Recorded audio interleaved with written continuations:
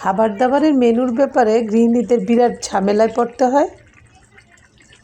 2 দিন মাংস রান্না করলে একদিন আবার মাছ রেঁধে নিতে হয়, এরই ফাঁকে একদিন আবার সবজিও রেঁধে নিতে হয়।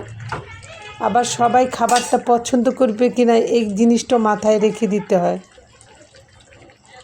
ঘুরে ফিরে ডাল ভর্তা এটা সেটা আর কত কিছু যে রেঁধে নিতে হয়। হ্যালো, আসসালামু আলাইকুম এভরিওয়ান, ওয়েলকাম জানাচ্ছি আমার এই কিচেনে। আজকে আমি নতুন আলু, সিম আর টমেটো দিয়ে মাছ রেঁধে নিব।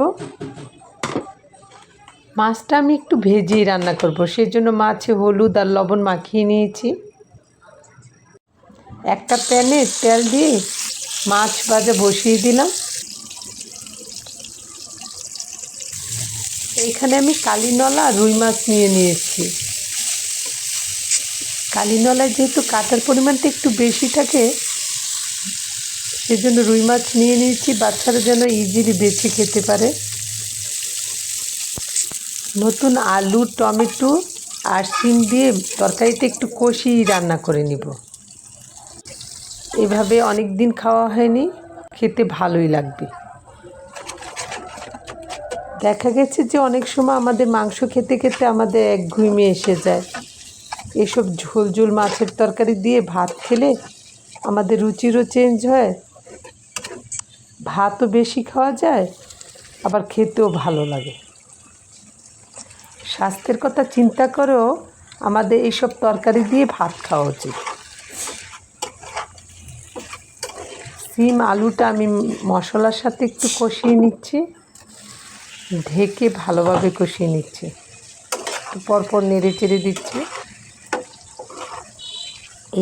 এই সিমটা খুবই মজার একটা সিম, খেতে খুবই ভালো লাগে আর দারুণ সিদ্ধ হয়, সফট হয়ে যায়।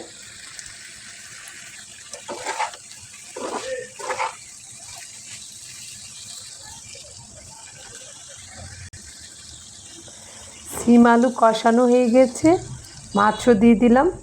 এখন পরিমাণ করে ঝোল দিয়ে দিব। টমেটোগুলো বিছিয়ে দিলাম।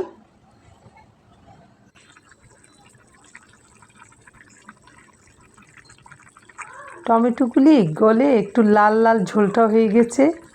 এই ঝোলটা দিয়েই ভাত খেতে দারুণ লাগে।